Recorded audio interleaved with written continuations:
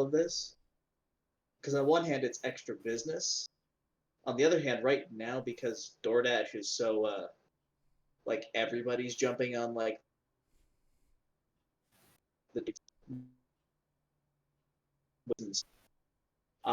they actually, when we signed on to Uber Eats, they actually gave us, like, a tablet that was directly from them with their own firmware on it. Or it runs on Android, but it had all their stuff pre-installed and pre-set up to like network with our equipment. So it was literally, I pulled it open, and it took like it took a little while for Julian to like get everything fully signed in and like a bank account and like admin stuff set up. But it was literally like just going into the settings and like hooking it up to like our line printer and everything. So whenever we get an order from there, it blings on the tablet, we press accept, and it prints off a ticket for us. Whereas currently with DoorDash, all of their tablets were gone by the time we'd signed up with them. So we had to like install it on one of Julian's personal tablets, and for whatever reason, it will not sync with our Wi-Fi printer. So we're not able. Yeah, so it doesn't. So we don't get tickets. We have to get it. Look at it on the tablet, and like handwrite a little ticket for it, which is very annoying. And it doesn't help too that all their customer and tech support people are swamped right now because of everyone else who's adopting and trying to get it running. Makes sense. It's funny. I haven't been very impressed with like DoorDash. Part of it is since like we don't have the setup that's ideal for it, but it's the most popular. We're just a little bit too far out. But like Uber Eats has been like a pretty top-notch experience on like our end. It just doesn't have as much of a customer base, and I don't know what it is like as far as like being a customer either. So yeah, I imagine Uber had the unfortunate happenstance of just being known for being a car thing. Yeah. And then you open up a new facet, you're just going to do it slower than everybody else who's just jumping straight into it. Yeah, exactly. So, I don't know. It's been interesting. It was also kind of interesting. Uber Eats, Uber Eats went and actually waived the sign-up fee for stores when this whole thing started. I did hear about that, yeah. Dope.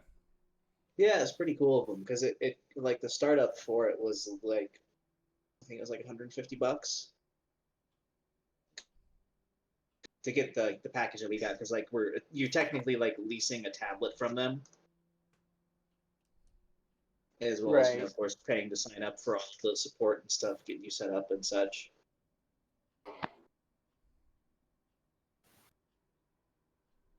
But honestly, crepes just don't really work to go. They get all rubbery if you wait. Yeah, I imagine it's not the most delicious meal to have sit around waiting for you. Well, what was funny to me is we had a meal like that we called like the classic breakfast, which was like toast and like eggs and stuff, and people would order that to go. Like, who in the world wants fried eggs to go? Like, yeah, just give me like some toast, bacon, and some sunny side ups to go, please. That sounds like a great idea. Sure. And if it could take at least half an hour to get to me, appreciate it. Yeah. Dude, I like things aged. You know, I'm a fan of cheese and wine, so why not aged eggs? Is she making pickled eggs or pickled sausages? There is no wrong answer to this question. Yeah, for me, that's that item on the menu that you would order because you're already there and that's what you want. Yeah. But like if that's what you want, just make it at home. It's cheap. It's easy. Yeah. There's literally no reason why you shouldn't be able to pick up those ingredients on your few grocery store runs. And I don't know why you're not ordering most of those anyway. Bread's pretty important. Eggs is pretty much a staple. Like the only thing you could consider not always picking up is bacon, but a lot of people will just buy bacon. Yeah. So Bacon. I'm really confused. Yeah. That's Some people. Oh man, it's wild, you know. But and it's always comforting to know Karen's gonna Karen. We had our own little person getting uppity with us yesterday. ooh, I bet that was fun. Yeah, you're just like, ma'am, do you not understand the context that we're all operating in right now? Nope. No, of course not. She understands you not giving her what she wants, and she would like to speak to her manager because of it. Yeah. If Karens understood context, they wouldn't be Karens. That is a good point. I want that on a shirt. Or better yet, you want that on just like embroidered into something in like the Live Laugh Love font. Hang that on my Oh, wall. heck yeah. If Karen understood context, she wouldn't be Karen. You could distribute them as pins. Yes. Pin it onto your work uniform every day when you go in. Yes, exactly. Although there is that subset of people that are currently arguing that Karen is a slur now. It's like, okay. Yes, I have heard Almost this, and it's almost as pretty bad to freaking say as great. the N word. Which, the fact that you said one as actually Karen, the other one as the N-word, proves that it's not as bad. Right. Part. Was that John Mulaney? Yeah. I think so. Can't say You midget. said one Why of not? these words, but It's as bad as the N word. No. you only said one of those words right there. That is a good Yeah, I point. think his joke was midgets, right? Yeah, midgets. Yeah, it was midgets. Saying midget is just as bad as saying the N-word. He's like, no. You know, I know No. this because we're saying the Saying word midget. We're saying the word midget, but we're not even saying what the other word is. If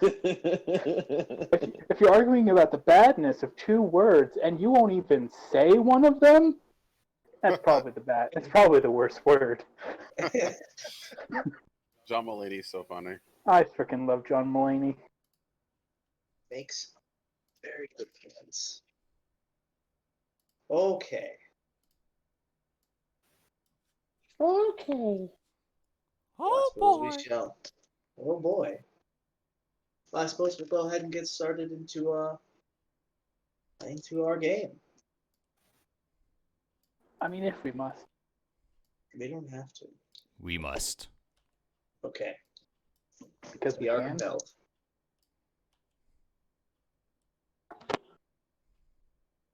It's like in the Amazing Spider-Man where they were trying to say, "With great power comes great responsibility," without actually saying those lines. It's just have Uncle Ben saying, "It's like back in my day, it was like when someone had the ability to do something, they were obligated to do that."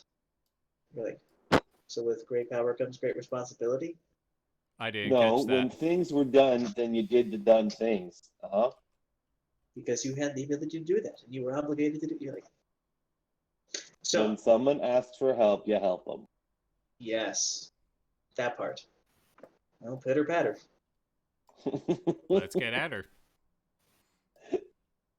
I'm gonna need you to take about 20% off that. There's really damn. Oh, yep, sure. Uh-huh. Look at the clouds. They exist.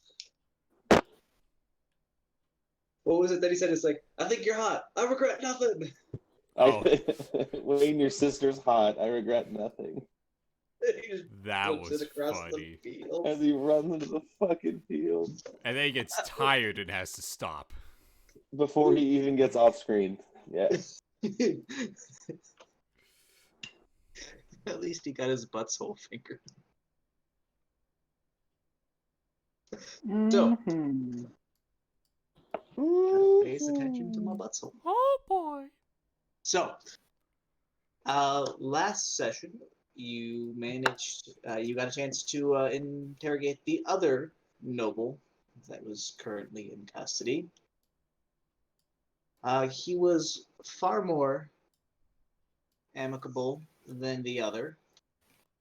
Actually held a pretty polite conversation. Definitely two facets of people understanding their situation. He definitely was not choosing to fight, whereas Priscilla Venturi was trying to fight to the bitter end for some reason. But, Icarus knew how to deal with it, or Kaltos knew how to deal with that. Right. So, nothing the spot of force can't cure people of. Exactly. So, the next action step that you had all want to do was to speak with the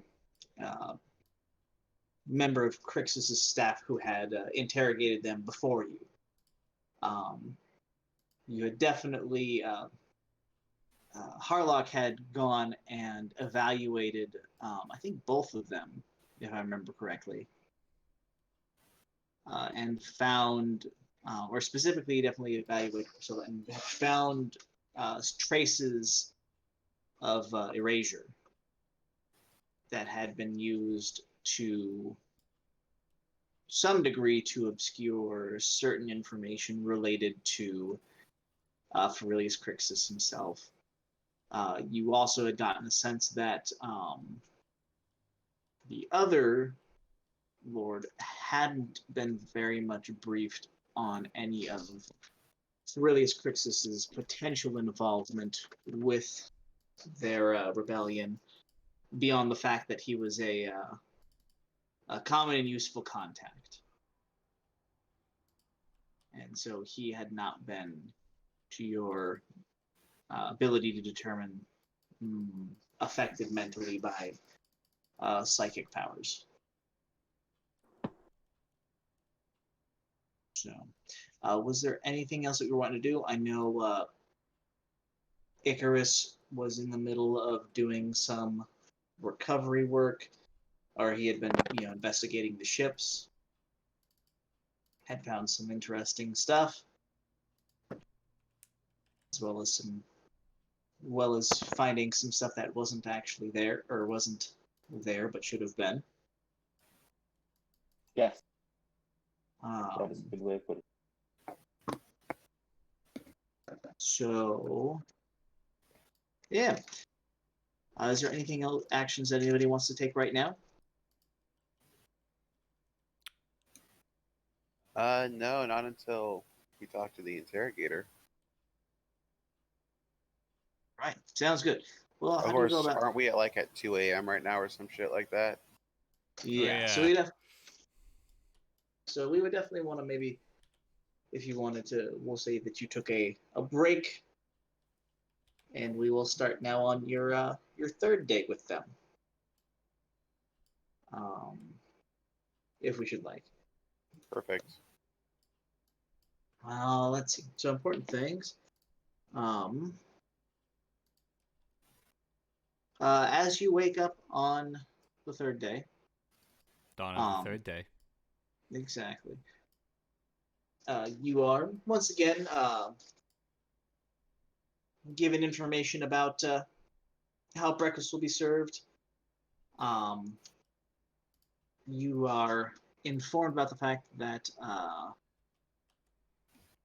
unfortunately not many people will be joining you for breakfast, as they are overseeing their various departments in getting ready for the upcoming warp travel. Final arrangements are being made as far as securing the two traitor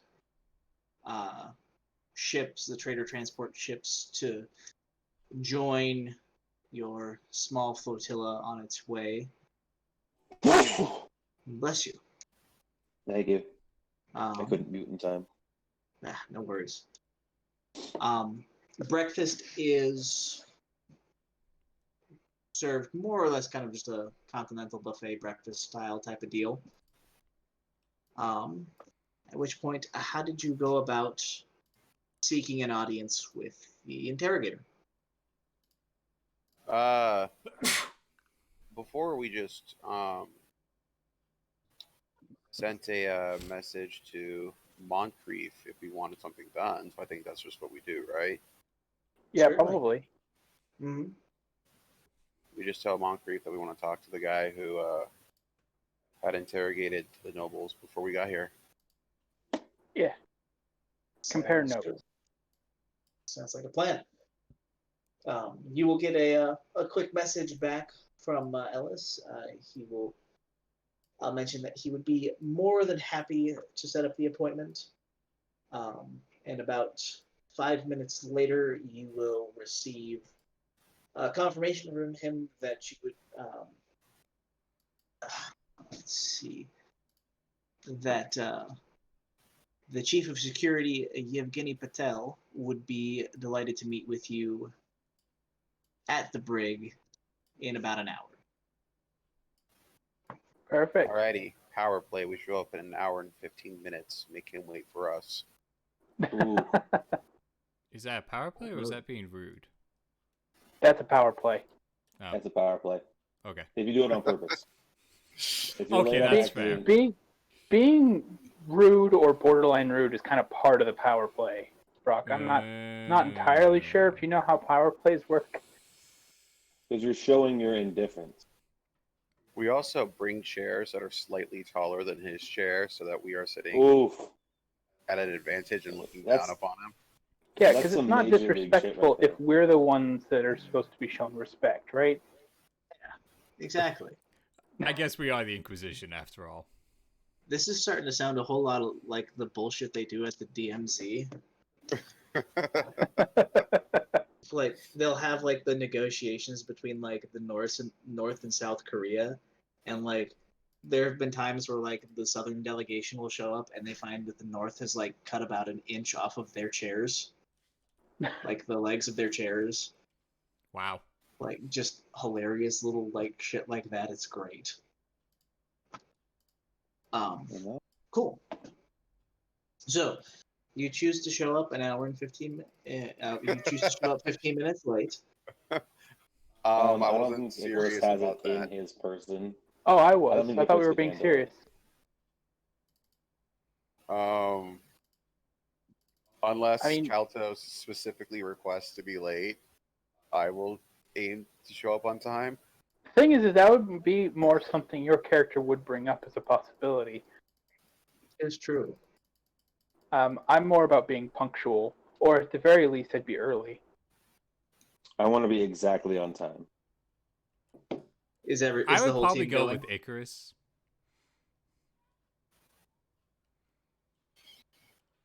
All right. So then you show up on time. And then we're left there for 15 minutes until the security chief gets there. Ooh, reverse power played. Well played, sir. Well played. Damn it.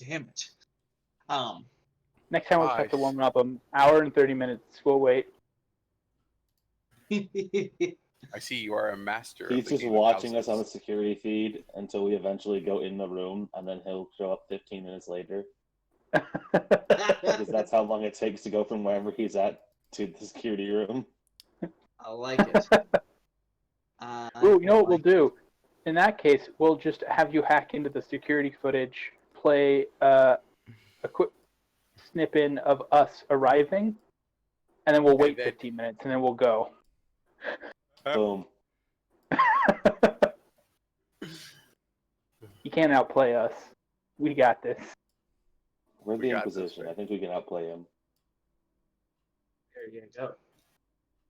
All right. So, arriving in the brig, where you have become relatively familiar with, you find that there is about a man who stands at about 5'6", and his appearance really kind of underlines the kind of mixed lineage that his name implies. He has a very kind of pleasant, kind of milk chocolate complexion, which is contrasted by Yummy. the genetic near impossibility of the fact that he also has natural blonde hair and ice blue eyes. What? Okay, Yeah. take away the What is he? Some sort of Ishvalan? Great. hair and like spot on shit right there. Did you guys just hear knocking? Yeah, Domino's. Ah, We'll wait for a second. Domino's is important I was shit. about to say I didn't hear any knocking, and I'd be really concerned if there was some knocking at my house. Yeah. well, I was referring to the two people I live with. Hey, you live with Brock, you're us? gonna have to be more specific since you're actually talking for people. Yeah. So, Two of which don't live with you. the You way know? Domino's does Wait, their who's in the delivery garage, now then? is actually inconvenient. Wait, They what's leave it on the inconvenient? floor in a box. Oh, They leave it on their little hot bag, and you have to pick it up. oh, that, yeah. Huh? And they'll wait there and watch you. So I walked up to the door, expecting him to walk away, just wearing gym shorts, and I'm like, yeah, he'll leave. And you're like, He's oh, like, yeah, I'm gonna have to ask you to pick it up off the floor. I have to witness it. Like, you are awkward. that's weird as hell. That is awkward. Have a Weird great as day hell. there, buddy. Oh man, strange times we live in. Strange times. Indeed, indeed. Walking in, he is kind of leaning up against the wall, occupied with a data slate, typing in some correspondence or other. He is wearing what Kaltos will recognize as the bodysuit for arbitrator-style carapace armor. And it has a patch with the family crest of the Crixus family on his left breast pocket, and a rather large-looking hand cannon holstered on his left hip. How fancy. So Pulls fancy. it out, and then all of a sudden we're swarmed from the outside. Good campaign, guys. This was fun. Right. Can Other we at things least of roll note. initiative first and go out with a bang? I mean, you will go out with a bang. I completely forget how most of Warhammer combat happens, like initiative, to be perfectly honest. I think it's literally based on your agility score, if I remember correctly. Yes. Oh, Yeah, I that's think way so. simple. Okay. Yeah. Yeah, it's like agility plus a D10. Or your agility modifier, so like the 10 spot. So yeah, it takes about as you walk in, he kind of glances up and nods in your direction, and then returns to finishing up whatever activity he was doing on his data slate. Before The ultimate power play. Winning Um, for us, making us wait for him to finish his task at hand. it is important. However, once he stows his data slate away in one of the many very convenient pockets on the bodysuit, his face adopts a very wide smile. His very just very perfect and very white teeth. Inquisitors, welcome! I do apologize that I haven't actually had the opportunity to introduce myself to you. I know as the closest thing to perhaps your counterpart here in this fleet, it would have been my pleasure to have welcomed you, but I was otherwise occupied with, well, preparing the traitorous vessels, making sure that they were fully secured and ready for us to take with us as evidence. But where are my manners? My name is Yevgeny. It is a pleasure to meet you. Hand-on head question: are we more in like a conference room kind of thing, or we're not in like one of the interrogation rooms? Are we? You're not in an interrogation room. You're kind of more of like in, think like the lobby area. Okay. So it's the brig as it is. It's kind of like I think of it as like a shrunken down police station. So and there's kind of like a couple of them spread about the ship, so that way you don't have to worry about taking people too far from any type of an incident. But it's literally got like it's got about 4 kind of multi-purpose holding / interrogation cells. And then like a small area where somebody can sit on, kind of like doing desk duty to answer questions as that are needed, and like a couple of chairs. So just a real small type of thing. So he's just waiting for you, kind of in like that waiting room where the chairs are and everything. Okay. Right. So upon him introducing himself and extending the hand, I will say, no need for the apologies. We understand that there's much important work to do securing the heretics and making sure that we are successful in our travels. I am Tyrus. It is nice to meet you as well. Well, shake your hand. Well, in any Right, case, I good heard that you morning, wanted guys. to speak to me. Yes, I'd be- we were actually hoping to compare notes. I understand that you were the one to head up the interrogation on the heretics before we arrived. That is indeed correct. I do try to take a bit of a hands-on approach to ensuring the security of the rope of the fleet. He'll kind of absent-mindedly kind of pull on his he'll use his left hand to kind of pull on the fingers of his right hand until they kind of crack.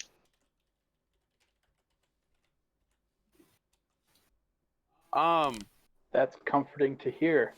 We've run into a couple of inconsistencies, and we were hoping you'd be able to fill in the blank. Most excellent. Well, in that case, perhaps we can find some place that would be more comfortable to talk. Sure. Yeah. Of course. Well, this way, we'll go to my office. Do do do do do do do. So he will lead you out on about a 5 minutes walk through a couple of different corridors, taking you into a couple of doors that Brock will have seen during his adventures across the ship, but that were obviously kind of indicated as more of crew-only spaces. Fair enough. Kind of that are just sort of kind of, just you can think of it almost as like they're more of like shortcut maintenance corridors as opposed to being something where you would want to have a lot of foot traffic. Eventually, you are led to a door, which he palms and it opens for him, and you arrive within what kind of for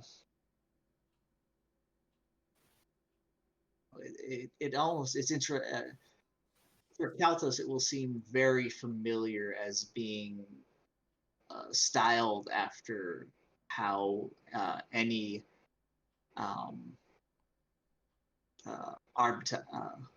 like any higher up in the Adeptus Arbites would kind of style their office. Very Spartan, with kind of like a bookcase full of essentially legal codes. But all just boring shit. yeah, exactly. No. Very important shit. Mm-hmm. Both. I smell pizza. So I would imagine so. I smell. Ew, I smell. We know. Spencer probably smells that too, by the way. Oof. Oof. So anyway, you can see that it was either very convenient or he was very prepared. There are 4 seats that are arranged across from his desk. And he will gesture to them, please have a seat, and walk over to around the desk and take a seat in his own chair. So that's why he met us in the lobby, to give his crew that extra time to prep the office. I understand now. Please be prepared. So you would like to compare notes. How may I be of assistance with your investigation? We were wondering if we could obtain the manuscripts and the videos of the interrogations that you had with the heretics, and if you could offer your personal insights into the interrogation and any information that you can give would be very helpful. We Most would, of definitely. course, be offering up ours as well. Oh, well, much appreciated. I would certainly relish the opportunity to see Inquisitors at work. And on head, they haven't been recording our interrogations this entire time and don't know what we've already talked about. So,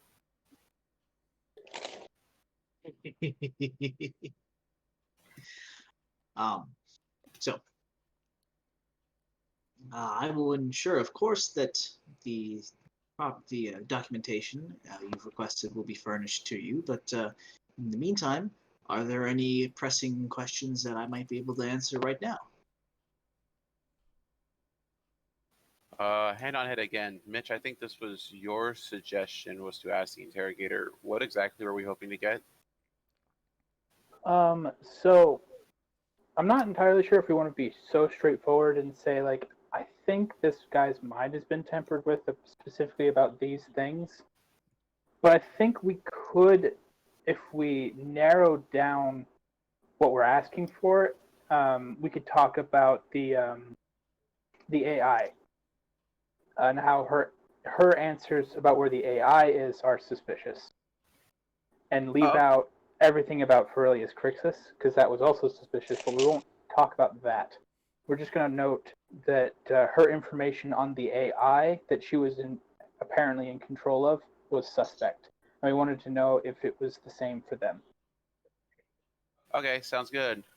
And since you're the talky person, I'll let you do that. All right. So, in response to his question of what specific questions would you like answered, Tyrus will speak up, and he will say, well, since we have the heretics firmly in grasp and are on our way to turn them in, really the biggest part of our investigation that we are trying to wrap up is the securing the AI that they had. Upon interrogating the former Lord of House Golem, he stated that Lady Venturi was always in control of the AI. And then we followed up with her, and she said that she was, but when she told us where the AI was on her ship, we had already searched that part of the ship and found nothing. We were wondering what information she had given you guys on the AI and its whereabouts, so we could help find it and turn it into the Mechanicus. Well, I'll be honest. We did interrogate them as to any sort of contraband they might be had. And we were informed by her about the AI. I will be honest. To my knowledge, searching over the ship, especially searching for the AI, was under the jurisdiction of Zazraj, seeing as he is our local Adeptus Mechanicus representative, and such things fall under their jurisdiction and much more educated grasp of the topic at hand and how sensitively it must be treated. We, of course, informed him as to where that might have been located. So, have you inquired with him about the location of the AI and what he might know about it? No, we haven't actually talked to Tazarish about it, but I would be curious. Where did she tell you that the AI was located? We were told that it was located in one of, essentially a false engineering console on board her ship. And head on head, that's exactly what she told us, and that's exactly the part that Icarus found that he thought could hold an AI but isn't. Correct. Okay. Of course, again, with the sensitivity of the subject matter, and as such, I have not, on my part,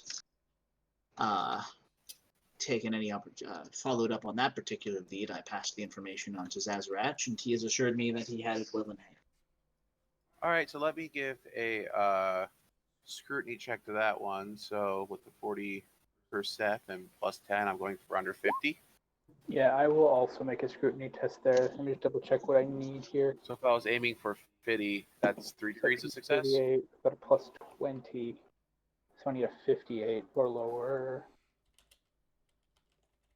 See if I hit that 12. Nope. Actually, pretty close, though. Yeah. Decidedly. So. Yeah, I think we decided that scrutiny was for the individual and inquiry was for multiples, or vice versa. I think No. scrutiny. Inquiry was for the individual, and scrutiny was for multiples. So I got 4 degrees of success. Nice. I was going for a 60. I got 0 degrees of success. Oh, nice. So all of you looking and evaluating him, he seems to be operating as pretty much an open book.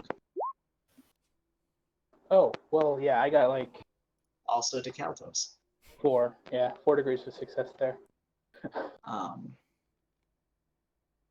He seems to be he's very much appears to be telling the truth and be speaking in the manner of someone who would have no reason to lie anyway.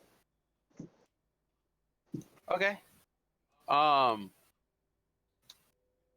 So at this point, then, which was information we were already working off anyways, we're assuming that they found the AI.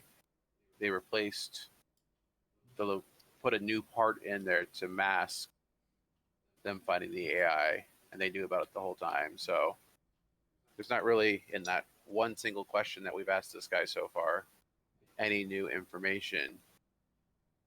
So once he says that, I'll be like, all right, I'll make sure to follow that up with Zazarash and see if he's been able to locate the AI. Out of curiosity, who else has had any time with the prisoners? Is it just been you, or have other people been on your team talking with them? To my knowledge, of course, the jailers have had contact with them. I can't be there at all times, but all interrogations that have been uh, all interrogations that have been mandated by myself have been with my personal touch as well as recording, of course. So other than those who watch, those who provide essential needs and yourself, no one else has had direct contact with the prisoners? I can speak that no one has requested to speak to those prisoners and has spoken with them outside of my knowledge. Okay, that one's going to require another inquiry test because we have great reason to suspect that the psyker gal has Or had some sort of contact. psyker. Yeah. So do you 5 want degrees me of success. Ooh, 3 degrees of success.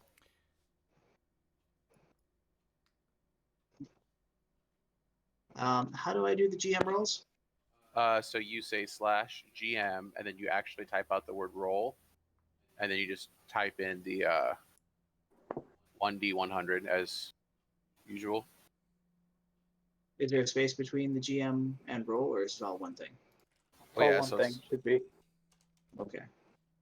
You would type that for. Okay. Sweet.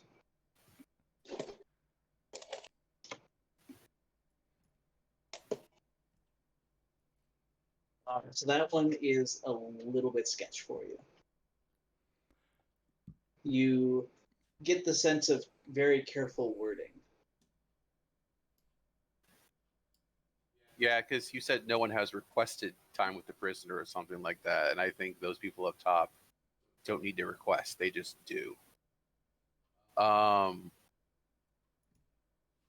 shoot, we've caught him in what we believe is a lie that there's not really anything to do with, as far as I can think of. We just know that he's suspect, and the other thing too is we actually basically know the information that they were trying to hide,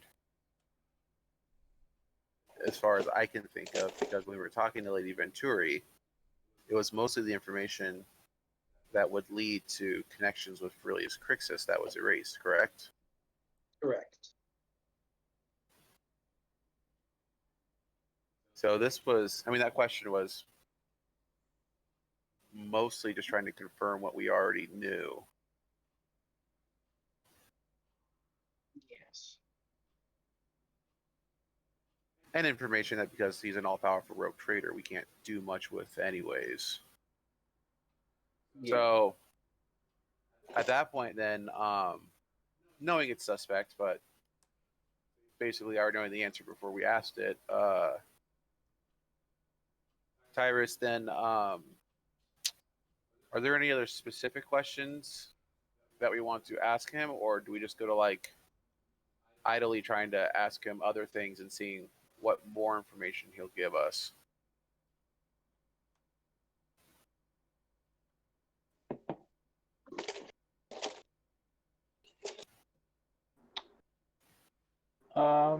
I don't know if there's too many. Well, I mean, we could try showing our hand here and seeing how they respond.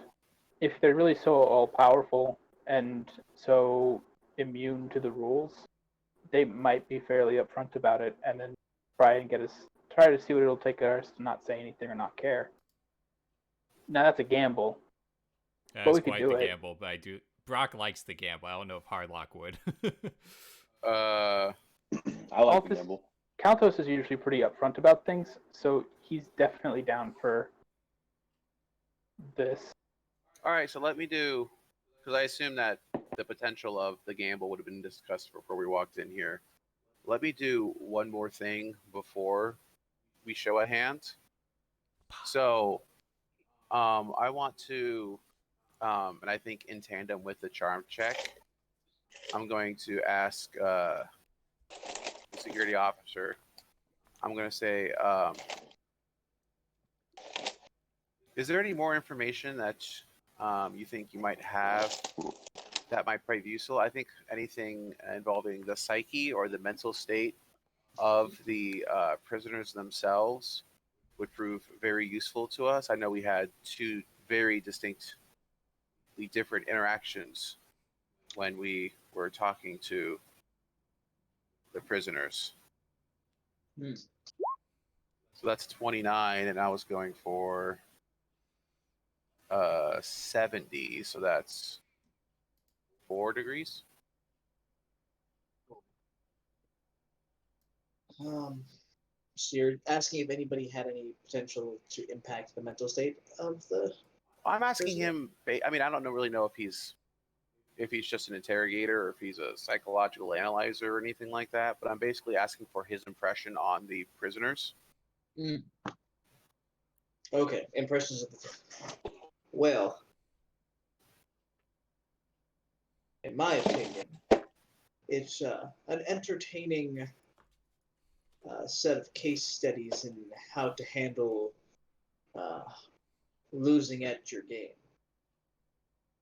Whereas, well, the ex-Lady Venturi has taken to a fair bit of resistance and bad manners, ex-Lord Golem has been more than cooperative. Didn't even have to lay a finger on him. Almost made me kind of sad. I know what you mean. I'll give a smile at Kaltos for the not having to lay a finger on Golem. I do know what he means.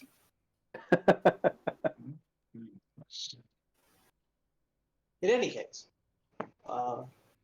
it's. I don't mind it as much when getting answers to questions is like pulling teeth. Sometimes it is pulling teeth. What is the going rate for the Tooth Fairy in Warhammer?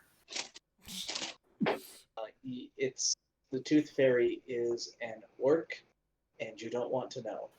Oh, Yep. Oh. Yeah. It's pretty great.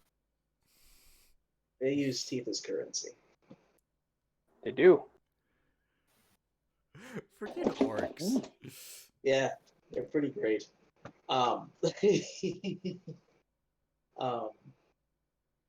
more teeth you knock out, the tougher you are. And the tougher you are, the more stuff you should have. That does make sense. Ooh, that's good logic.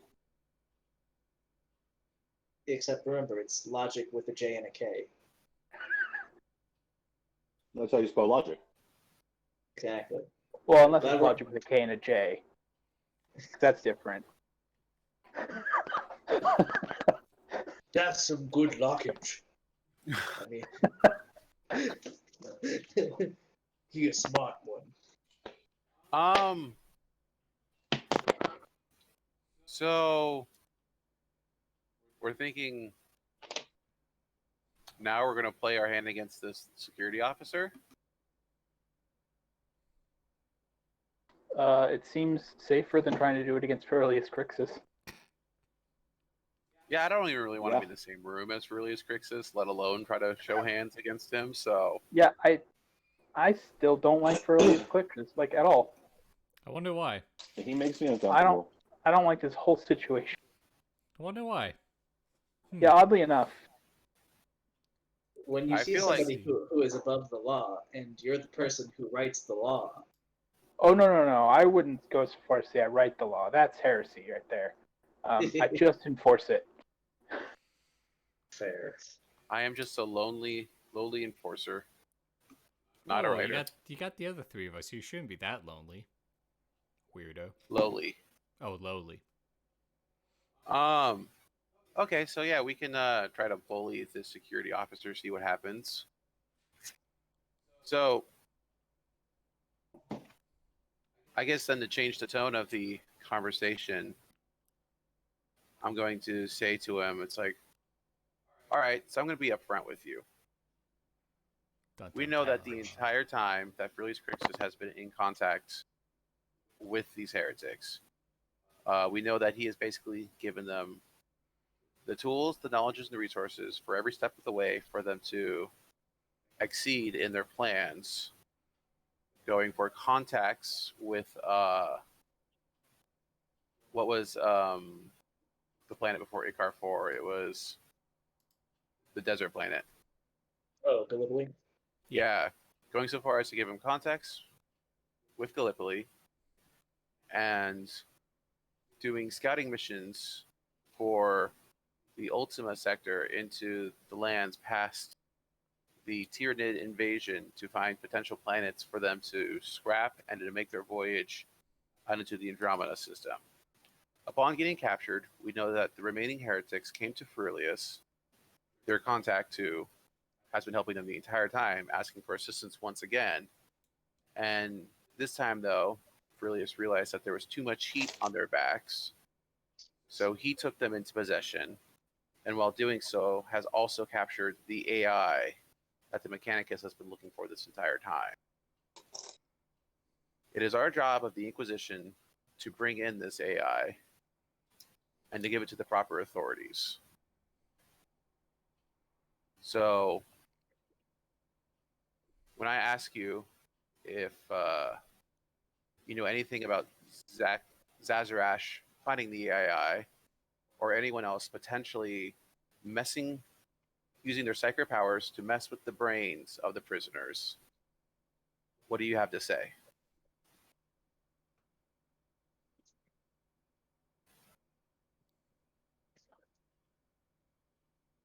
As you have kind of put out that whole spiel, Patel kind of leaned back in his chair and kind of nodded along. Of course, listening with great interest. Before leaning forward and steepling his hands. These are some hefty allegations you bring forward. Not without their fair share of proof. Well, I would expect nothing less.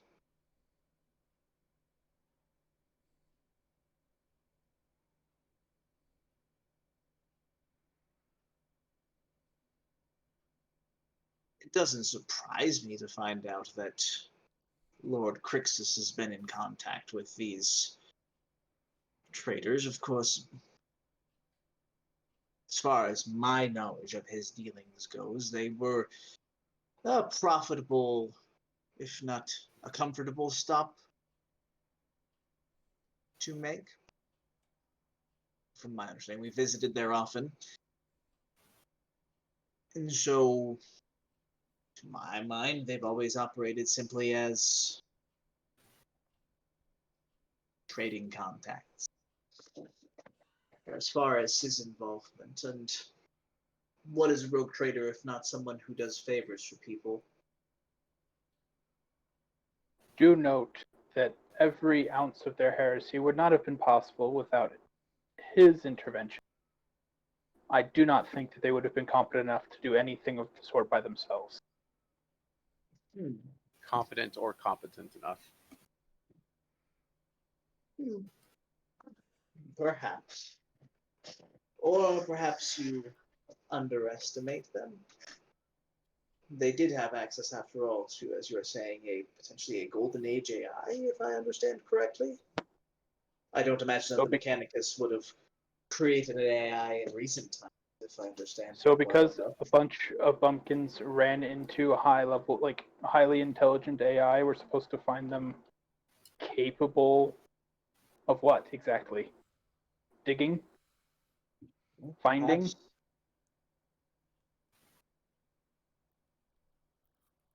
Guys, Perhaps. Kaltos is getting mean. As he should. He should.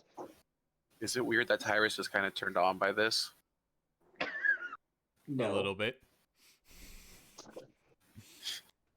Not at all. So, everything is fine. So, in all of these things, the dealings of Lord Crixus are outside of my purview in many respects. My job is internal security of the fleet, as it were. I work under Alistair, who I'm sure you've met. That said, of course I pay attention to the goings-on where we go. Remind me who Alistair is. He was the Alistair. one who gave us like the war story of they were fighting orcs, and then Felix came in. Okay. He's the Militarum Yes. individual. So on a level, I guess just as a level, like for Kaltos kind of putting things together just because he would be familiar with kind of some of the structure and stuff that he's observing. He would get the sense that Evgeny is kind of running an operation that's a hybrid of the Adeptus Arbites and the Commissars. So he's sort of running almost like a private military police operation for Crixus's rogue trader fleet. So they're just sort of in charge of keeping order, solving disputes, as well as kind of security.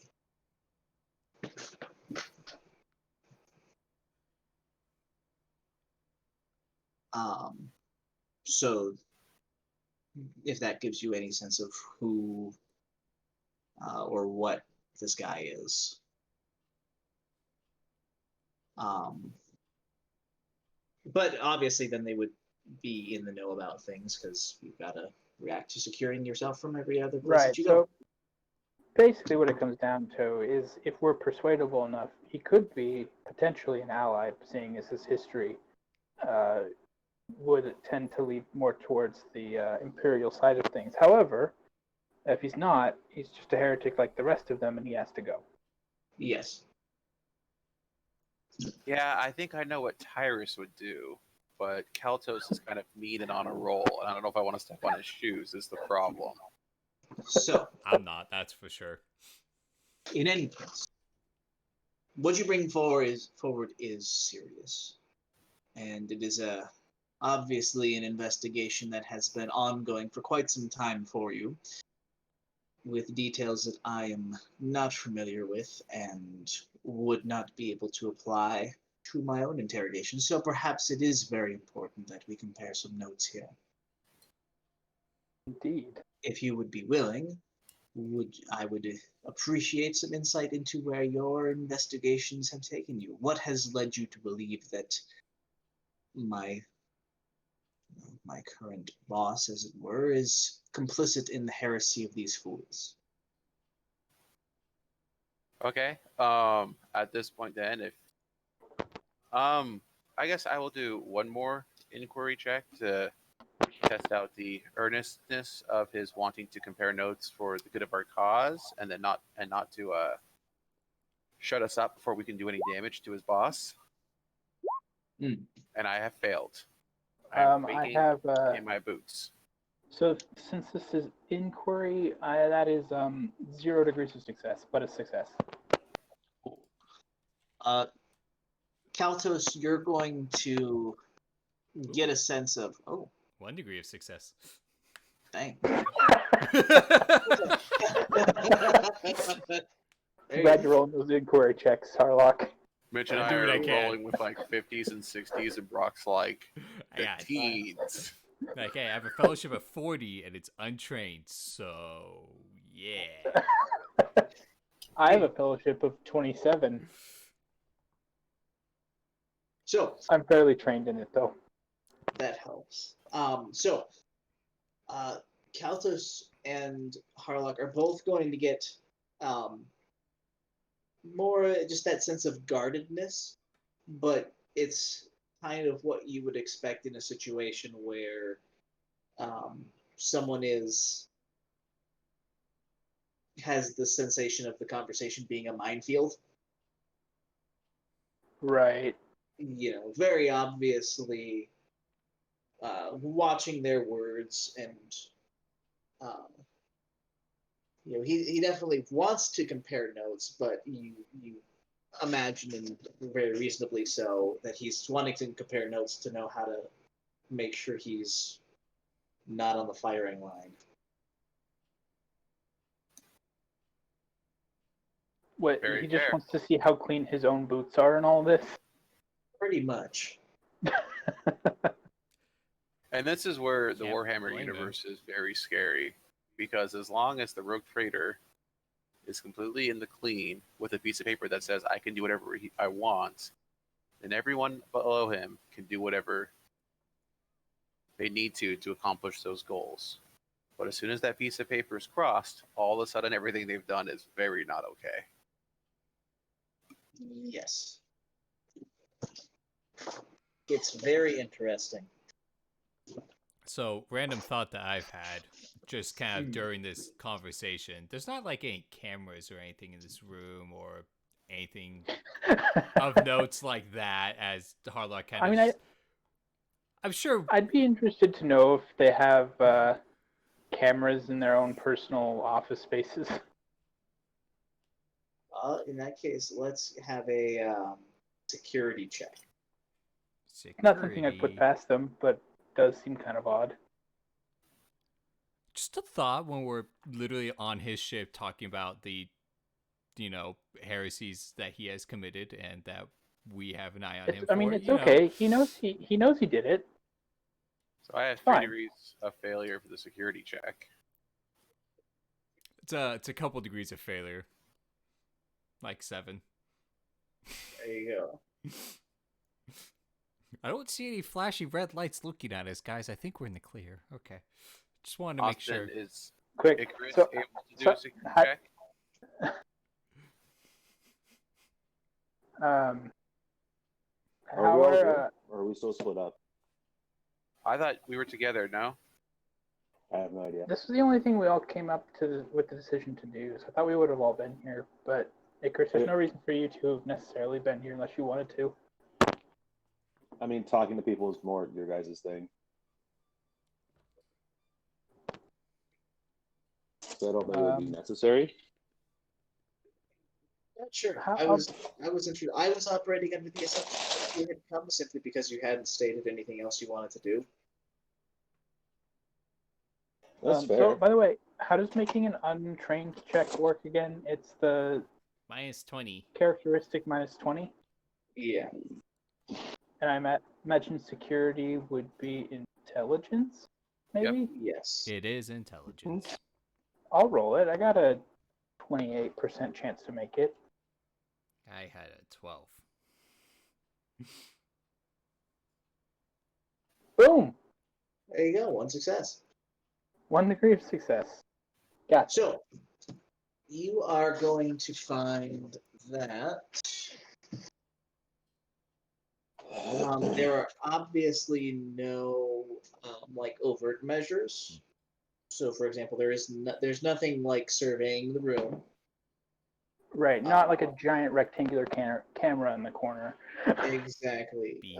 Nor do you necessarily notice anything that would be particularly more subtle than that. But you feel relatively confident that there isn't any surveillance. Cool. So, yeah. All right, I guess, so we start comparing notes then. All right. And I So- guess we'll start at the beginning. The best place to start. Sounds like a plan.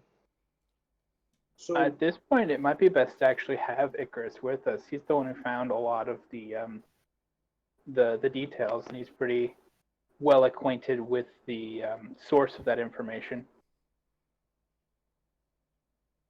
I mean, if you're talking about spitting some hard facts, I think Icarus could get behind it. Well, Yeah, let's I think just that's like call up his our buddy favorite thing. And bring him in. Yeah, in fact. I do think Besides that, maybe like metal and sticking metal on himself, I think after that, facts come in as like a top 2. Metal?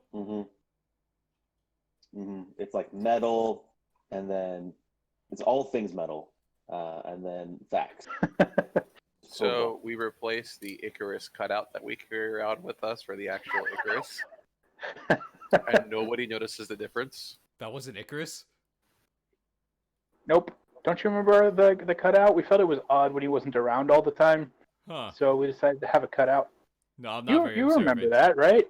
Yeah, totally. Yeah, I was totally, yeah. Don't you remember we discussed between having the cutout or between having the Japanese body pillow of Icarus, and we thought the cutout would be better? It's a little more professional. Yeah, I totally agreed with that one. Did you want the body pillow instead?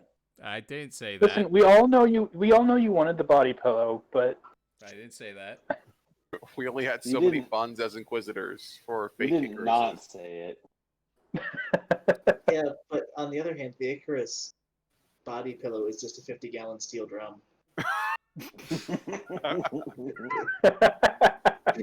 Just so you get the real Content sold experience. separately. Yeah, just so you get the real experience of cuddling with him. Ting. He's so cold. Oh, So you're cold. you're so hard. You So know once it. we get Icarus in there to spit some cold hard facts, Ptui. All um, right. I don't really think there's, if we're just going for it, I don't think there's really any part of the story that we leave out. Tyrus was born a poor black child, and oh wait, not that Okay, far so back. maybe there's a couple details we'll leave out. Maybe a little further back, when Mommy Tyrus and Daddy Tyrus fell in love. Maybe start there. I don't know. I feel if we're gonna go back that far, we might as well go back to their childhood. Also, we need a full scope of like what's going on here. And I mean, how was your planet even founded? You know, that has a profound impact on you as a person, which then Right. affected our entire adventure. So let's just go back to the very beginning. So Jesus Christ was born on Holy Terra. You mean the Emperor was born on Holy Terra? Oh, I thought the Emperor was just Jesus chilling for a long time and then finally doing his crusade. No? Nope. No. I don't know if I have enough booze for this. You're speaking of heretical religion, and you best watch yourself. Yeah, it's about some Chris guy. That Christianity. Yeah. What a weird family name, Tianity. Didn't he have like a talk show back in the 2000s, like Tianity and Combs? Probably. I think I don't so. know. That I'm sounds not about much for right. pop culture.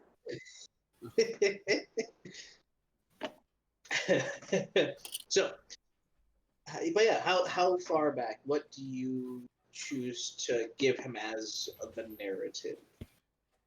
I mean, we can just start from what led us off the vent system.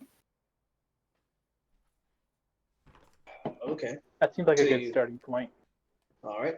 So describe that. That was like 6 months ago. Yeah, now describe it. You decided I to start wasn't- there. And I wasn't even there for that, I'm pretty sure. So, like, Brandon, think- this is on you. Are you describing the invasion, or are you describing you guys as Inquisitors arriving? Inquisitors. Okay.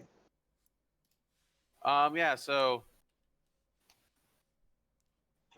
well, we were called in once the STC with the AI was discovered. Unfortunately, the nobles of the vent system had already made a copy of the AI, sabotaged the original, closed down the STC, and had escaped the system. Oddly enough, it was through Lady Venturi's incompetent, was it grandson? Family member. Yeah, I can't remember exactly what the relationship was to.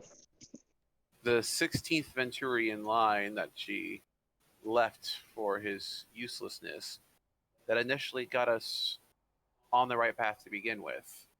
He brought up that the nobles of the Vent system were often in contact with Furlius Crixus, and they made a lot of stops to Gallipoli, trading abundance of their agriculture there for he did not know. We also, while there, found a space station large enough to hold a colony ship, the ones that the nobles were planning on using to establish a new colony out in the Andromeda system.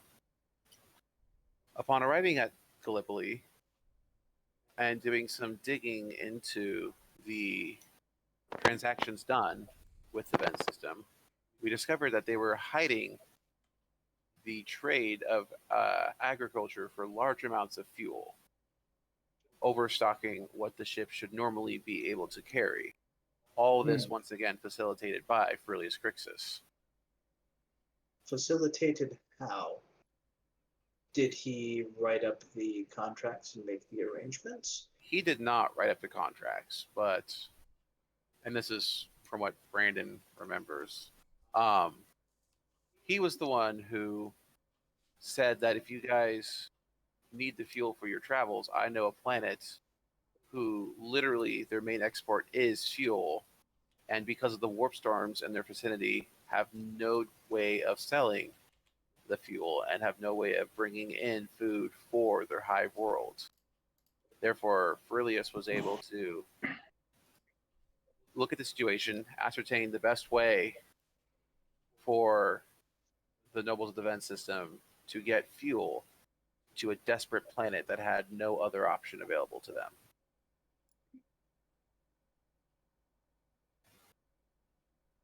From there, we knew that I do apologize for interrupting you, my Lord Inquisitor, of course.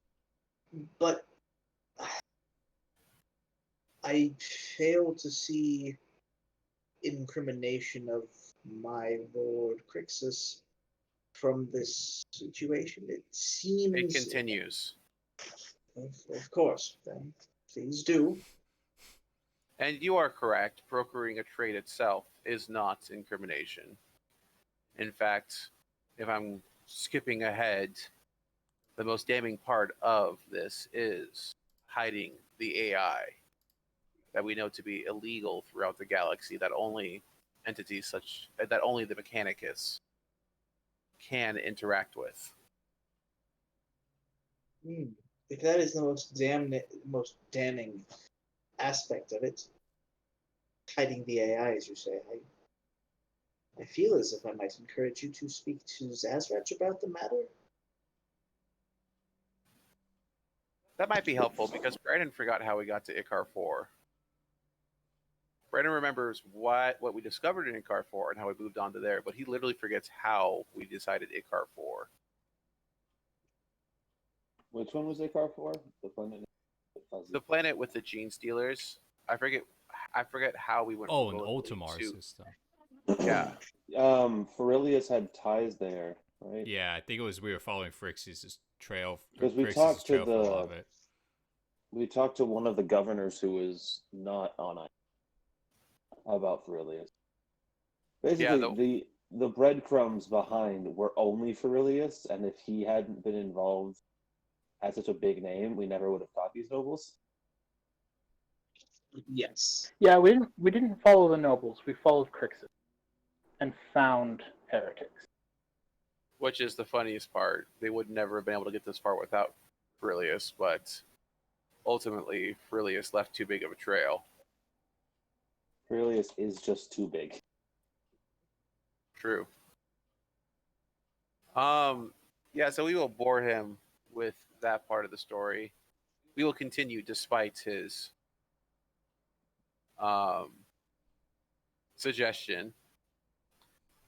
And then we'll tell them that once we were in Icar 4, that we discovered that Crixus was contracted to look out into the parts of space behind a Tyranid invasion fleet, looking to see if any of the worlds were inhabitable.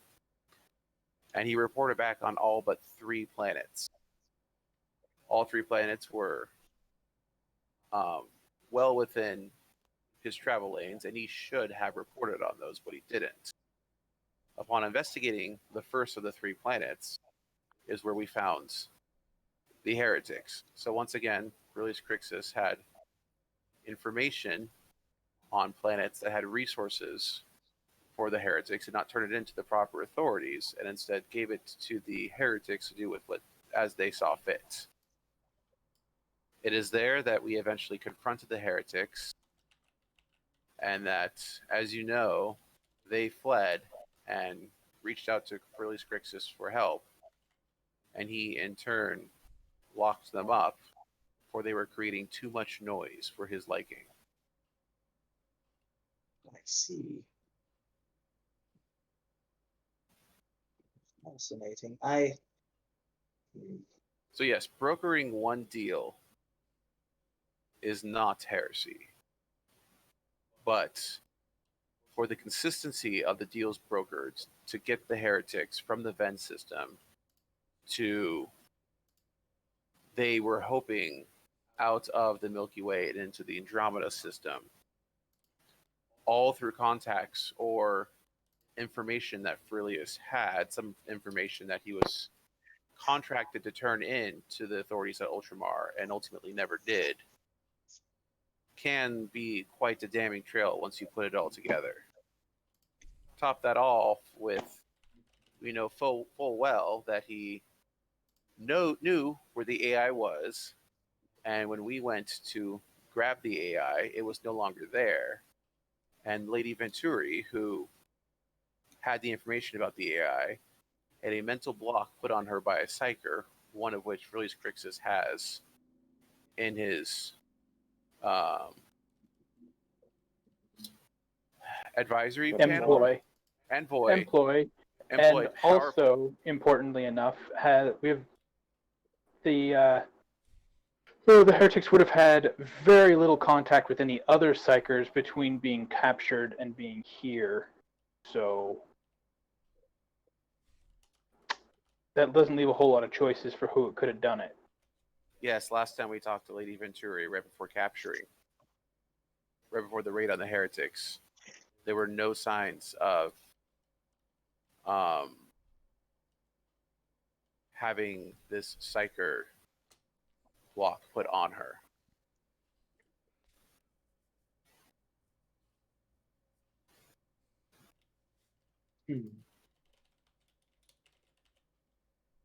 Fascinating.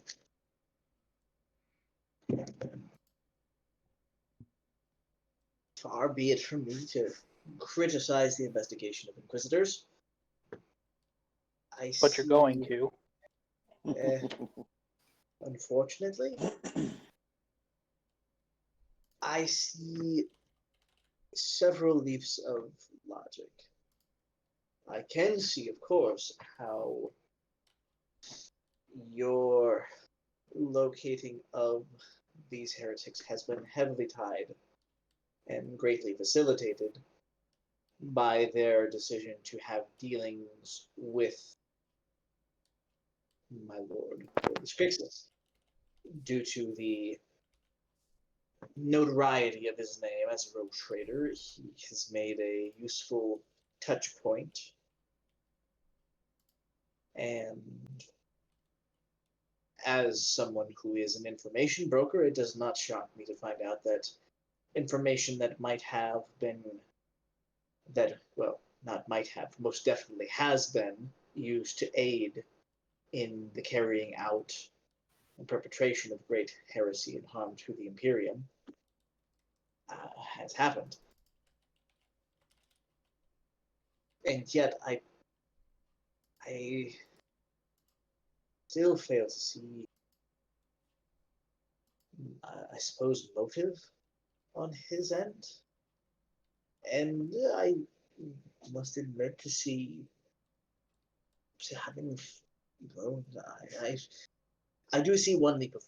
I was ordered, of course, as the chief of security, of course, to intern the individuals. I led the boarding party that captured Mistress Venturi, as it was, when we first blockaded them when they entered into the warp point of this system. However, and granted, this is my information and how I was informed from my higher-ups.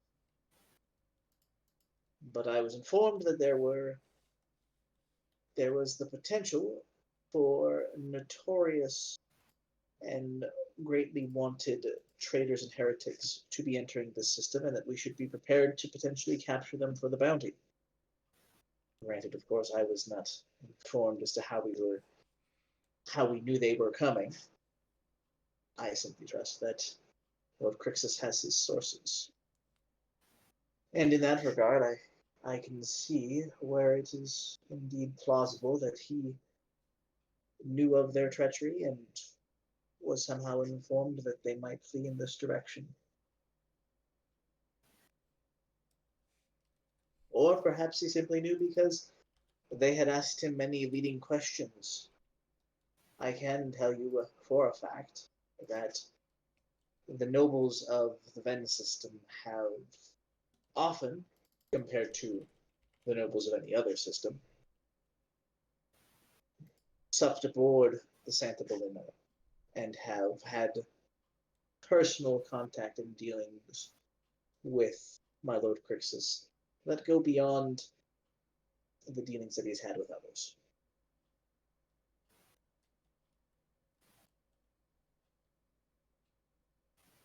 in all honesty, I can see quite clearly the the trail that you see, and I cannot argue with the fact that it has led you here and led you to us, and more importantly, led you to the heretics which you have sought. And yet I can also see a narrative where in this great massive galaxy that we call our domain, how coincidence might be an occurrence. And yet what investigator would I be if I did not also acknowledge the fact that coincidence often isn't?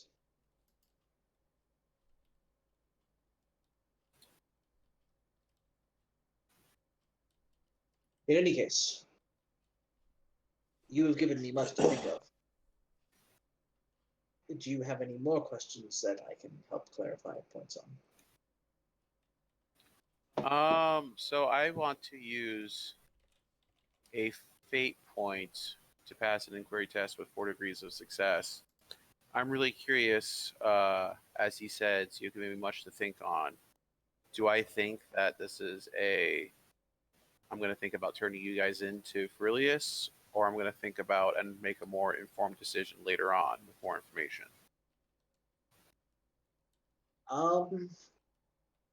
You get the sense,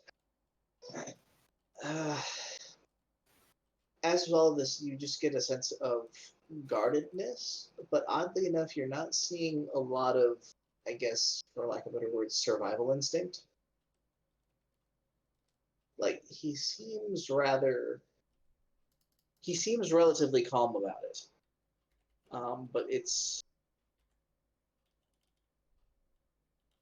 how he said it didn't come with anything other than I have a lot to think of.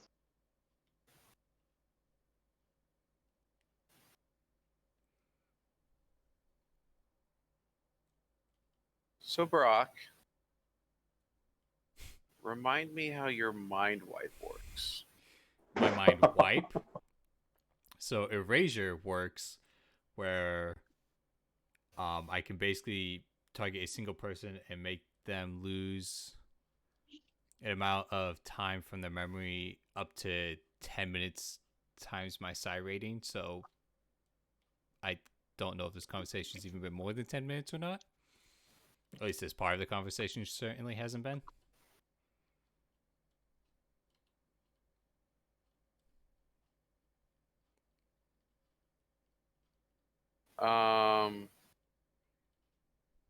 So you're literally able to erase from him that we did the whole part where we were asking him about incriminating Furilius? Yeah. And based off my inquiry, I don't think he's going to turn around and tell on us right now. You're not necessarily sure. You just know that he's not particularly worried about any of the information he's been given today. Take that how you want. Yeah, you get a sense that he is definitely. Yeah. I don't like it. First. So I guess Tyrus will close with one statement. Remember, once is an accident, twice is a coincidence, 3 times is a pattern. If he had only been a part of 1 or 2 steps of this process, it would not have shown being knowingly complicit in their actions, but being a part of almost every single step of the process clearly shows that he both knew what he was doing and he was willing to do it.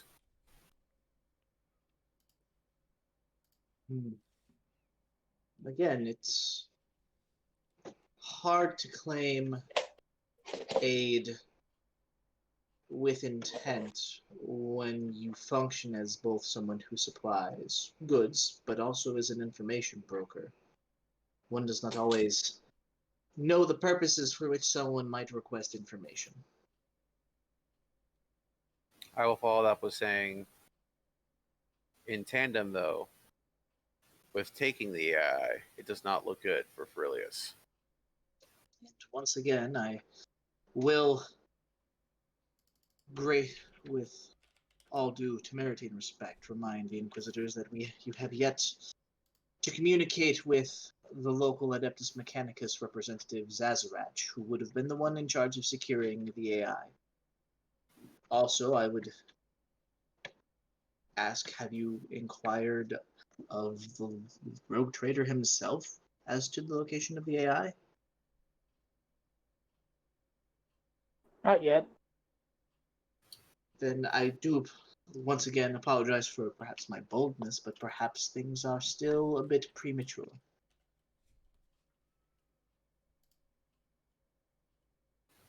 We shall see. And then I'll bust out the door with a cool guy stance. Ninja dust.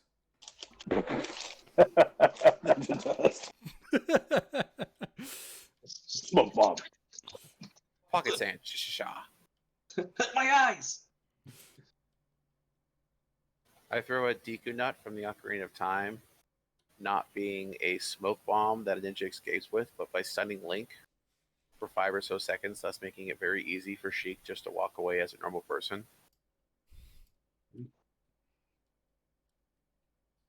Fair enough. But you never thought of it that way, Brock, huh? Nah.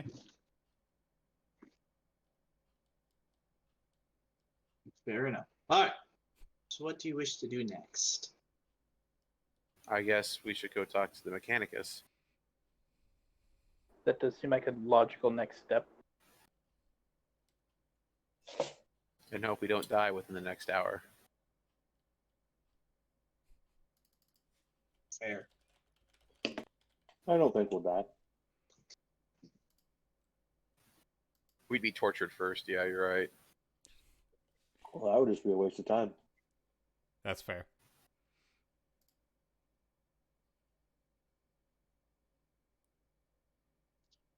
Alright.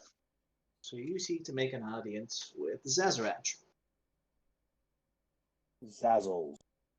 Zazzy boy. The big Z. Yes, we'll have Icarus and Zazarish Bluetooth connect with each other and transmit data to see if he knows where the AI is. That's not how this works. You're racist. Yeah. He puts his dongle inside of my dingle. Yeah. How do you not know about dongles and dingles? I'm sorry, my tech use is only like at second stage. I don't know if they teach dongles and dingles. Oh no, I only have one use in tech. Only one thing in tech use. Not an expert, obviously. So, Dongle is a pretty high tech word, so I've only begun to dapper in dongles and to dingles. Dabble? wait. Dabble. Did Yes, you thank just say dapper? Yeah, did. I was looking for dabble. Dabble was the word I was looking for. just imagining somebody in a suit made of like USB-C to USB Type A adapters. Those are some dapper dongles, buddy. Didn't I see Lady Gaga wear that dress? More than likely. I mean, it's either that or raw meat. Which I just can't imagine putting on your body.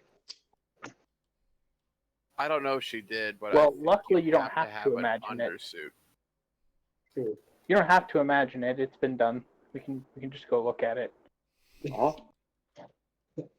I'm more curious about the sensation of like being the person wearing it. But I also Well, you don't know really what? want to find out. I was going to say, you can go find out. You can. I could. There's not a whole lot stopping you besides maybe, I don't know, common sense. Yeah. And I was going cost. to say availability of meat right now. I think Right, the yeah. availability is pretty high, isn't it? It was funny. I was actually kind of looking into that today because I was curious. So essentially, the only people that are running out of meat is Wendy's, and it's because they're like fresh, never frozen. Oh, So- at work we are also having a hard time acquiring pork. Oh, Oh, interesting. Uh-huh. I mean, I guess Certain part of that kinds of too. meat. I have heard too that part of that is because like didn't the like top like one of the The top two top pork producer. yeah, it got hit with some pretty nasty COVID cases. Yeah, the number one pork producer in America had a major outbreak at their biggest production facility, and that cut the pork supply way, way down. Uh-huh. It's a bummer. Because what I was reading is we definitely have like a whole lot of like meat chilled. So like Everybody, chill. chill. Cool. So you reach out to get a hold of Zazrach, and he will summon you to meet him in his kind of domain. Giving no further instructions or directions. How do you proceed? Well, we Morse code him.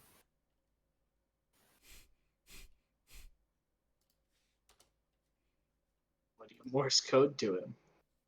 I don't know. Well, I'll have to figure out what I just typed in the chat to see what that says.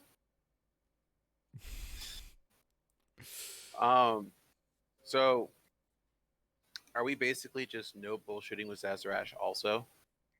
Both in and out of character, I will tell you, do your damnedest to not bullshit, because there's no point.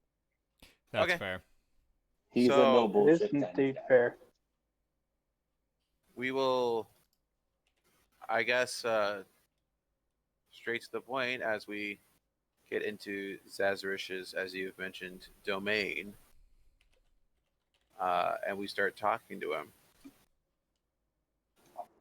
I'll open up with, thank you for meeting with us so shortly, Zazarish. We would like to talk to you about the investigation into the heretic ships. Of course. What do you wish to ask me?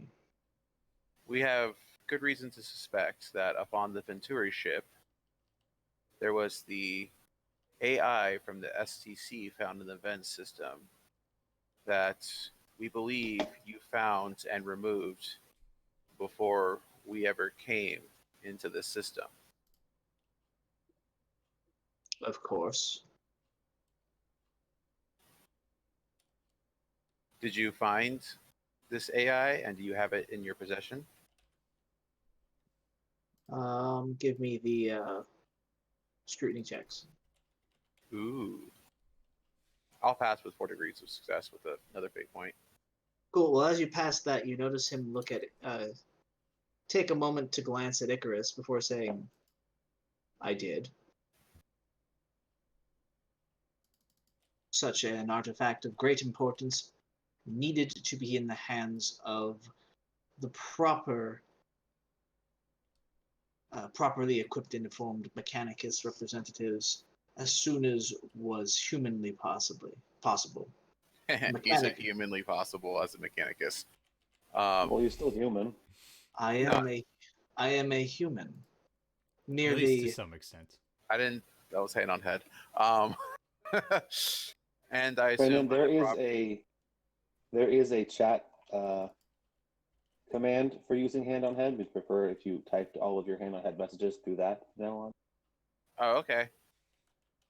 I mean, that's a joke, but also it's real. Thanks. That command exists. We're not going to... Yeah, that one. So, and by the proper authorities, I assume you mean turning it into the Mechanicus? Yes, it was recovered by myself and is in my custody for its safekeeping as a, once again, great and valuable artifact of great power and import of the Golden Age. Right, but weren't we in charge of getting it back to where we were so that we could discuss with our Mechanicus representative and our Inquisitorial representatives on what should be done with it? I don't think it was We're getting necessarily. into a gray area. I don't think it was a what should be done with it. I mean, the Blow it initial up. AI. That was the opinion. I specifically remember there being some sort of argument about what should be done with it in regards to who should handle it at least first. Undoubtedly, it needs to go to the Mechanicus eventually. However, I thought the Inquisition wanted it first because it was part of the investigation at hand. Okay, so with that information being reminded to the person. I mean, unless I'm wrong, was that right, Game Master? It's kind of a weird one. The way that I remember and have been kind of operating in my mind. So jurisdiction of something like this would belong to the Mechanicus. Right. The arguments, because I remember when we were talking about there being that was most. I remember, to my mind, what I remember bringing up was that people were arguing over who was getting jurisdiction to investigate the colony ship. Okay. And so you had the Mechanicus being like, well, no, you need to get out of here while we clean up and reconsecrate this place as a holy relic of the Omnissiah, while, you as Inquisitors and other Inquisitorial forces are like, well, yeah, but we also need you to not erase all of the clues that might let us find the heretics that defiled this place. Right. Before we let them defile other things. And then your mission parameters as you were dispatched for this kind of came down on like a couple of different levels. So you have Inquisitor Rourke, who believes you in the, or at least buys into the potential of Ferilius being complicit. Did we turn all that into Rourke? I think we did. Okay. Thought I'm so. pretty sure that was the. I don't know why we wouldn't have. Yeah, like you didn't necessarily. Yeah, kind of Rourke is the one person outside of our group that I think we trust 100%. Okay. Yeah. So essentially, Because if we can't trust him, then we're fucked. That's true. Right. So yeah, so he kind of, he's not. Essentially, he was like, you have a twofold mission now. You need to, number one, finish off your investigation by apprehending the last of the heretics that escaped. You have to. You need to go out. You have suspicions of them having gotten away with a copy of a Golden Age AI, which needs to be recovered. And because you have Icarus on your team, he can act as a capable representative of the Adeptus Mechanicus who can handle and safeguard that relic upon it being found. I'm authorized. With the Mechanicus essentially viewing the rest of you as escorts. Meat shields to keep Icarus alive. More or less. I'm essential personnel. I guess in like the super proper structure of everything, are our orders to get it to the Inquisition so that the Inquisition can give it to the Mechanicus, or are our orders to give it to the Mechanicus? So your orders are to acquire it on behalf of the Mechanicus, more or less, since it is their relic. Essentially, Inquisitor Rourke would look at it and say, I mean, unless the AI can give us like details on some other heresy that might be going on, it's probably not really useful to the Inquisition. It's merely recapturing it is doing your part to end another heresy, which is stealing, being tech thieves. Yeah. So awesome. So generally with that, so as you're speaking and bringing these things up, Zazrash would be like, in all honesty, I had believed that I had clarified this sufficiently with Icarus. Well, someone didn't clarify it with us sufficiently. I felt Apparently. it best if you heard it from this source. All right, so since you know our intent of turning it into the Mechanicus, I was very curious if you would A, be willing to give it to Icarus to turn into the Mechanicus, or B, join us as we turn it into the Mechanicus.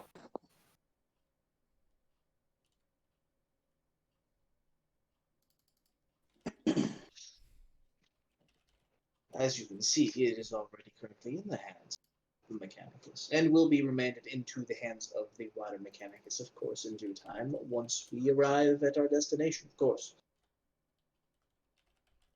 Hope you can understand that perhaps Icarus can explain to you more the reasons why I would prefer it remain in my custody for the time being. But you can so rest long as you can assure us that it remains in your custody. Specifically, I can't see any reason to complain. You have my word, Lord. Is there any way that Icarus could join you in turning it in? And not the rest of us, just Icarus? Oh, you most certainly will be there when it is presented. Okay. That's the part that I want to see the handoff. I imagine, based on the communications that have been sent ahead of us, that all of both the vital relics and the disgraced meat bags will be presented to the proper authorities in due time, right? And most definitely as soon as possible upon our arrival at our destination. And out of curiosity, does anyone else know that you have this relic?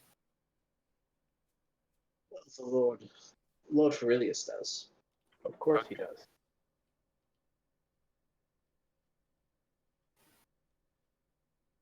Well, then I think everything is in order.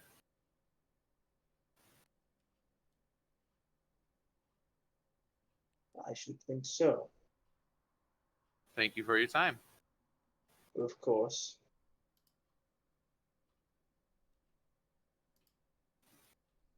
So as we're leaving and we're out of Zazarish's domain, I will turn to Icarus. I'm like, you could have saved us a lot of embarrassment there. That was embarrassing for you? Well, you had a conversation with a colleague of mine, and that was embarrassing? The embarrassing part wasn't necessarily Zazarish. It was the fact that, and maybe embarrassing was the wrong word to use, but if we he knew made it seem like AI trying to explain it to us twice was a hassle when he had already explained it to you. Given my inefficiencies with talking to organics and your proficiencies, I thought it only, I guess, the best course of action to have you have the same conversation with him, as you are much better at reading people than I am, to ensure that the information that he was telling was accurate. He was not hiding. The thing I actually am more concerned with than the conversation with Zazarish was the conversation with the security officer. If we knew the AI was in the safe and correct hands, we would not have needed to confront the security officer as we did, and therefore would not be in as much potential danger as we are now. We wouldn't know it was in safe and correct hands until you went and talked to him. Because again, I not verify whether or not those are safe or correct hands, other than the fact that he is Mechanicus. I trust his loyalties lie with Mechanicus above Ferilius, but that is all I can attest to. And I think it would be foolish to assume that any part of this ship is outside of Zazrach or Ferilius's domain. And anything spoken inside would be heard by at least one party. I do understand that. A simple conversation with Zazrish explaining that they have the AI and that it is in the correct hands we turn to Mechanicus before we showed all of our evidence. We would not have needed to show our evidence. However, the security guard did leave out several points of our evidence is not very hard against a man such as Ferilius.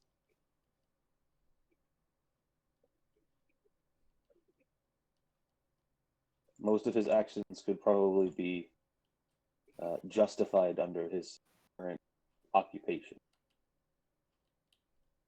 I do understand that, but even though a gnat may only be annoying if it persists around long enough, you're going to end up swatting it away or batting it with a fly swatter. Unless it is one of those particular types of insects whom upon death emits a particular pheromone that draws more, in which case swatting it would no longer be beneficial. In fact, it would be more harmful. Sadly, I don't think I possess such pheromones, but what is quite done on the is done. contrary, you were part of the Inquisition.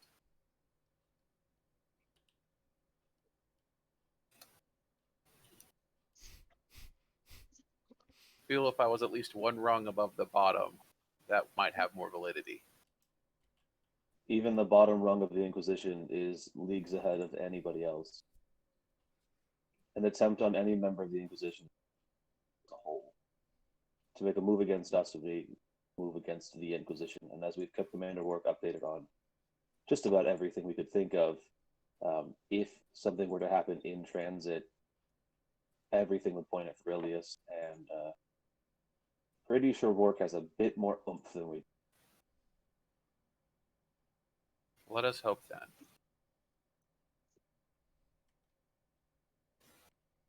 Agreed. Oh, you look at that. Is it tea time already? I'm thirsty. All right. Well, this has given me a lot of good material to work on, so I think we'll stop here. Okie doke. Well, we did find the AI, so I think that was the only thing left to do but twiddle our thumbs while we're in the warp.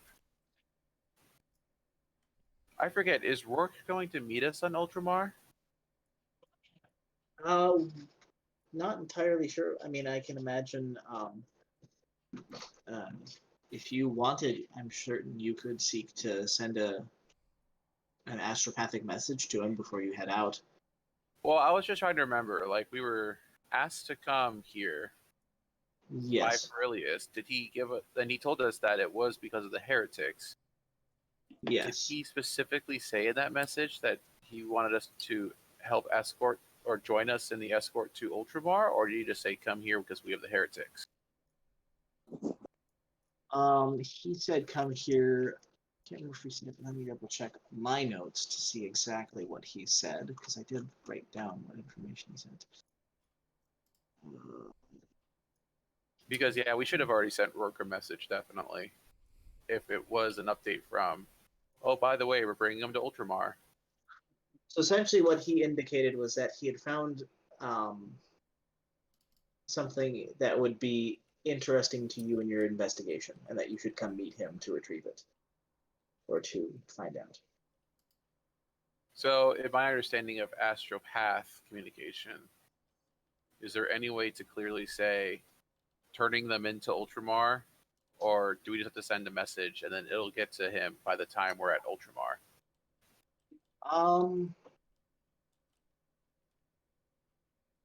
I would say astropathically, you could send essentially something. I would say you'd be able to send something to the tune of,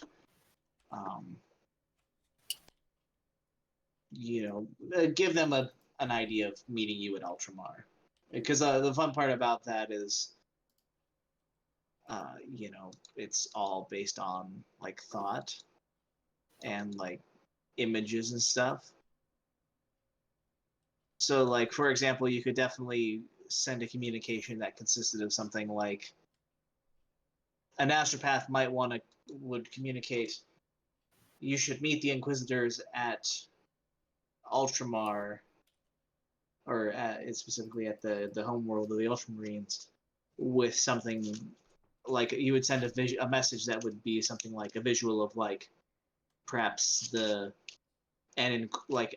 Inquisitor or the eye of the sigillite, that is the symbol of the Inquisition, that stylized eye. Mm-hmm.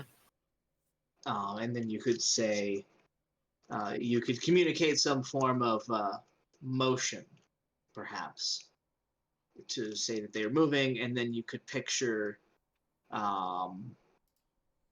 send an image of like an ultramarine, and perhaps the image of their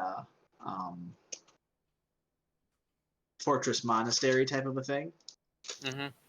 That would be their home. That would symbolize that, oh, so it's something to do with Inquisitor moving to the fortress monastery world of the Ultramarines. All right, if we think that's doable, then I'm down for that. Is there any use to the redundancy of also sending a message for Rourke? If you're still there, please read this. That gets there 2 weeks later. Sure. You have the ability to do that, especially if you desired. You could send it via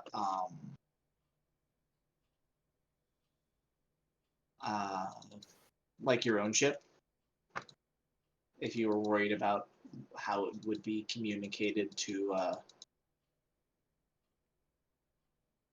by Furlius's staff.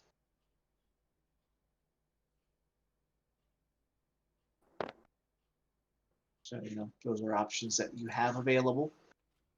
So it would take the amount of weeks for our ship to get from where we are back to the Ven system, and then an amount of weeks from the Ven system to Ultramar, and then we'd just be stuck in Ultramar for 3 or so weeks.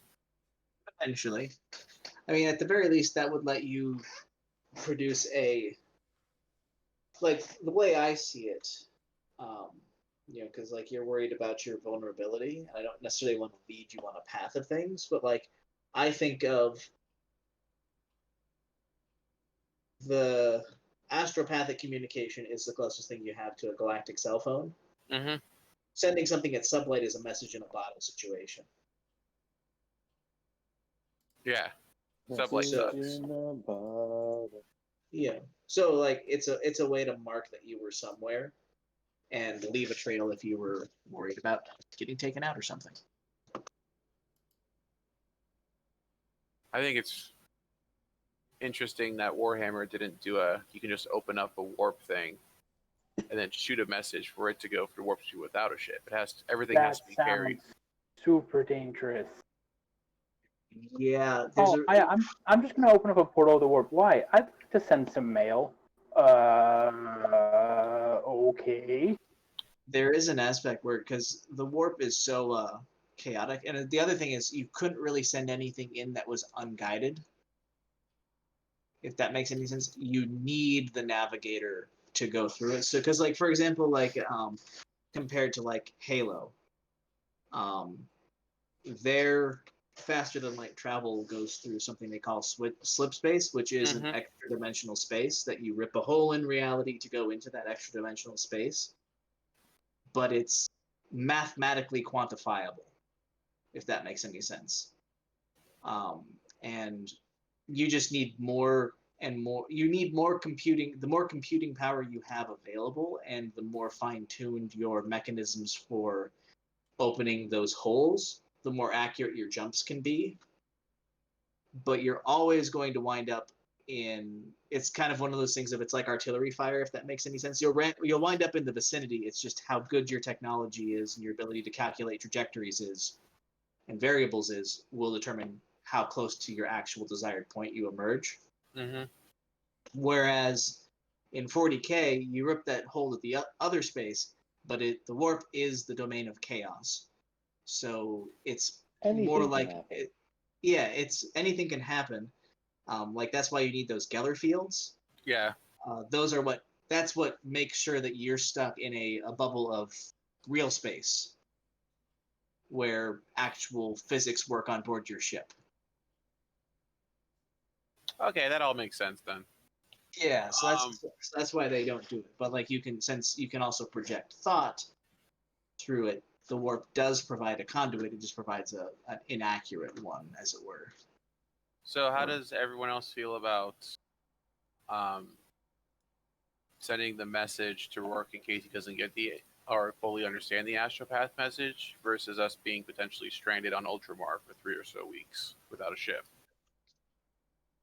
I mean, your ship is going to be there. It's going with you. Yeah, it's we'll have a ship. We still have our ship. I thought you said we could potentially send our ship to give the message to Ferilius. I mean, to Rourke. Oh no, I was meaning you could send like because you were talking about potentially sending like a sublight message. Is what I understood, like a radio message. So I was saying you could like send that from your ship, but I might have been misunderstanding what you were trying to do. Oh, okay. So yes, you could send your ship as a messenger if you wanted. But yeah. Because the sublight message would literally take forever to get there. Yes. Yeah. So are we good then with only the astropath message and not being stranded on Ultramar for 3 weeks? Or do we want to send our ship as a messenger and be stranded on Ultramar for 3 weeks? I think the astropath message will probably be enough. Okay. Yeah, it seems fine. Sounds good. Hopefully we'll meet Rourke there. If he's close enough.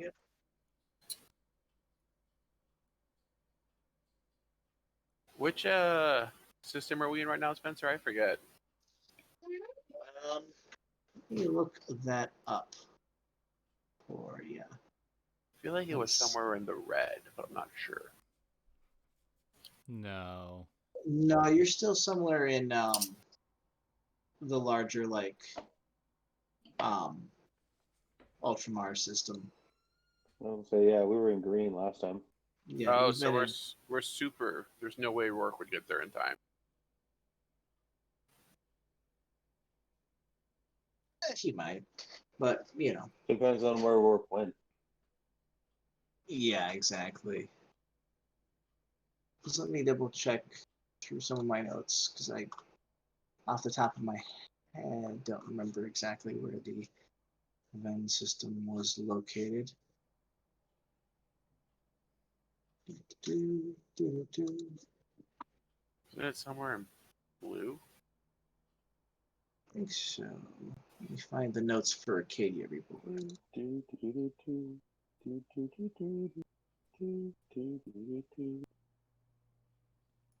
So they're in the Segmentum Tempestus, the Malagant sector. Oh, okay. So they're right on the border. Yeah. Next to Nephilim. Yep. So yeah, we're relatively close. Sweet. Let's see if we can get our homeboy to meet us there. All right then. Well, you will send the message. And was there anything else that you gentlemen wanted to do before you jumped into the warp and began your trip to the homeworld of the Ultramarines? Probably go to the bathroom. You should never warp on a full bladder, I imagine. You know, I mean, I feel like if it was going to be a problem where it might make you wet your pants, it's a big enough problem that wetting your pants will be the least of your problems. That makes a lot of sense. I can't argue with that logic. You know. Like, when stuff gets fucky with that, it gets real fucky for everything. So Tyrus shows up to deck ready for the jump in his brown pants. Yeah, something pretty like much. that. Seems wise. All right then. Well, I will do some more writing, and we will begin our little journey in the next session. All right.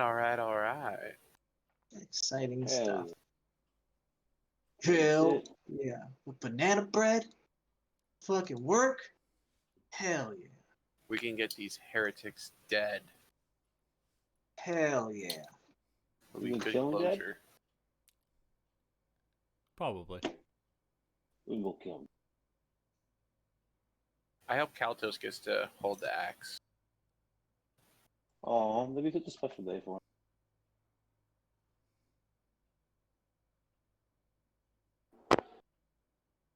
The area, no. Right.